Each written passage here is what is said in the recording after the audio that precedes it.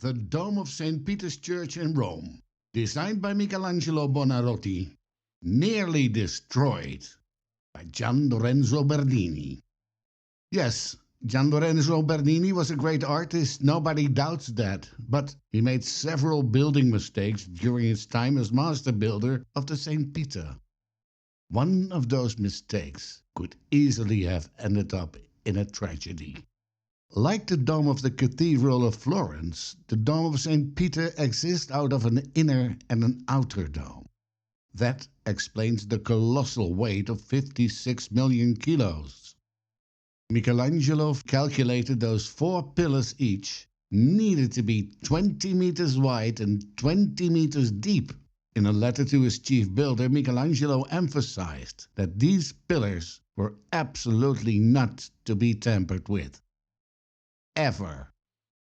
But 50 years after Michelangelo's death, Gian Lorenzo became the appointed master builder. He came at such a late stage in the build that most of his work would exist out of the embellishment of the interior of the church. He wanted to create a space for 4 enormous statues of saints, and in his eyes, those 4 pillars would be perfect.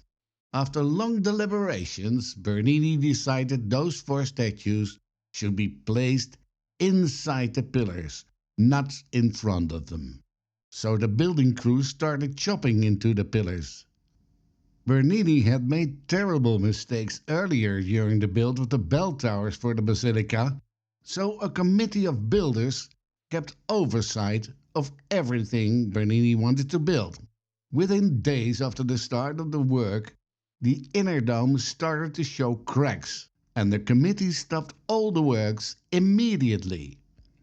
And although Bernini was everything but happy, this was a wise decision. In the committee we find Bernini's rival, Borromini. He was flanked by Cardinal Spada, who was also not a fan of Bernini, and they came with a solution. The stability of the dome had to be restored by installing 5 enormous metal rings around the inner dome, preventing the disaster in the making. Only because Bernini was a prodigy of the Pope, he was allowed to go on. And so, the 4 niches were then safely cut out, and 4 pedestals of 3 meters high and 4 statues of 5 meters high were put in those places.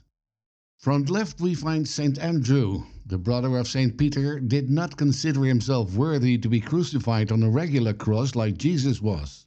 On his own request, the Romans used a cross with an X shape for him. The statue was made by François Duquesnoy. We find Andreas in the pillar at the front left. Bernini had plenty Andreas in the front right pillar, but when he saw that the light on the right side was better, he decided that his statue should be placed there. Yes, Bernini was not a very nice boss to work for. And so, in the front right pillar we find Bernini's work, Saint Longinus. He was the soldier who stabbed Jesus with a spear to check if he was already dead. The blood that fell from the spear on his eyes cured him of an eye problem that had plagued him for years. It was the reason he became a Christian. The sacred spear of Longinus is said to be kept in the chamber behind the statue. But, as is so often the case with relics, there are many other churches in the world that claim to possess either the spear or parts of it.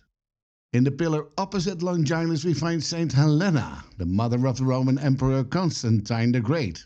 He was the emperor that decided Christianity would be permitted as a religion in the Roman Empire. Helena left Constantinople when it was threatened by the Muslims. She came to Rome with nails and part of the Holy Cross. These fragments, therefore, lie in the space behind her image. The statue was made by Andrea Bolgi, also an assistant to Bernini at the time. He was a particularly good sculptor and soon became the subject of Bernini's jealousy. This, for instance, is mainly his work, a bust of Sir Thomas Baker.